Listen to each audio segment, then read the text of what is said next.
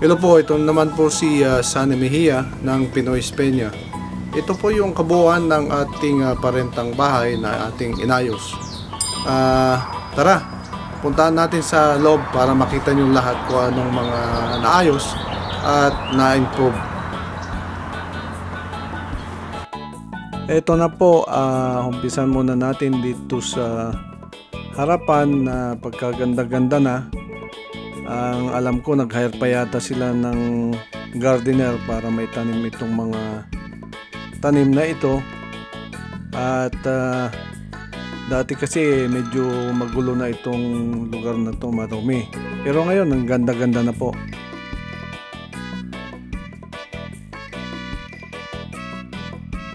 Dito po kung makikita nyo yung ating main door, bagong pinta na po yan. At dito naman po sa main family room, bagong pinta ho lahat ng walls dyan. At syempre po yung ating mga pintong nakikita nyo dyan ay bagong pintura na rin. At dito naman po sa ating kitchen, marami na pong pinalitan. Lahat ho ng nakikita nyong cabinet dyan ay bagong pintura yan, tsaka yung countertop bago po yan, yung ating walls bagong pintura po lahat yan, tsaka yung ceiling. At karamihan po ng appliances ay bago po yan.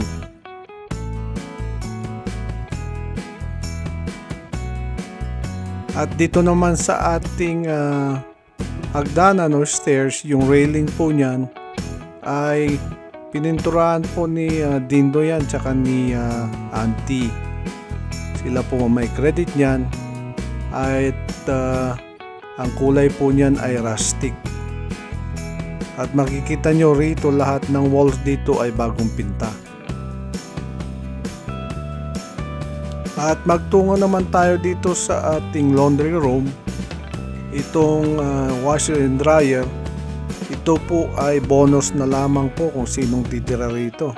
Kaya pagkaganda-ganda hong mangumpisa dito sa bahay na to.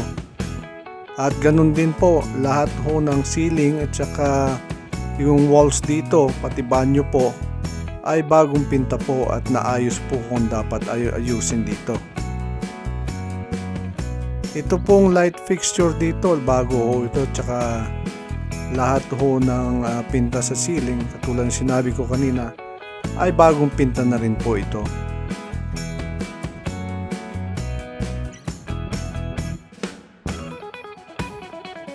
Magtungo naman tayo dito sa itaas ng banyo, at ang walls dito, tsaka mga pinto at cabinet ay bagong pinta. Yung ating tiles naman po ay bago po yan. Dati pong vinyl po ito at inayos po muna yung floor bago po ikabit yung ating tiles. Magtungo naman tayo dito sa unang kwarto dito sa kaliwa. Kung makikita nyo po ay pagkalinis-linis na dahil po ito po ay bagong pinta rin. Lahat po ng baseboard at kanyang walls ay bagong pinta po. At siyempre po yung ating mga pintuan at yung buong closet.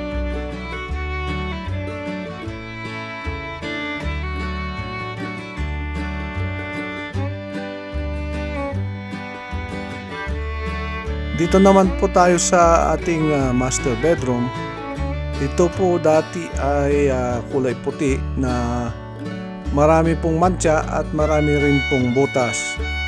At ganun din po, maraming inalis ditong mga wires na para sa ating mga cable. At bagong pinta rin yung ating pintuan at yung ating walls ay bagong pinta rin po. At syempre po yung closet ay bagong pinta rin po yan.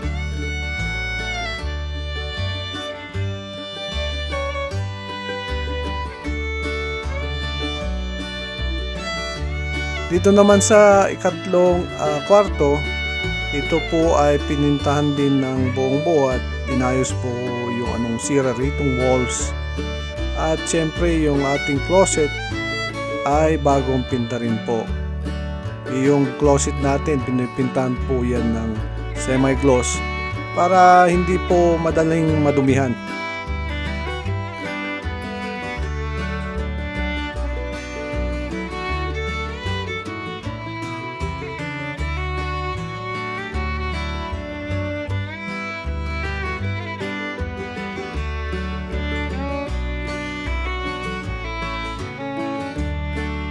Tayo naman po ay magtungo dito sa ating hallway sa taas.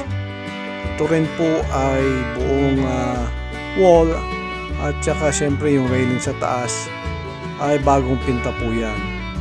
At yung nakikita nyo pong ilaw na yan ay bagong bago rin po yan. At itinulad ang pinta na kulay diyan po sa ilaw na yan. Kaya yung ating railing ay halos magkakulay po nung ating ilaw. Yan po ang tinatawag na rustic color. At yan po yung kabuuan ng ating project na parenta ng bahay. At nagpalit tayo ng tiles doon sa kubeta sa taas na dating vinyl lang siya. Pinalitan, inalis yung lumang vinyl, ni-repair yung floor at nag-install tayo ng bagong tiles.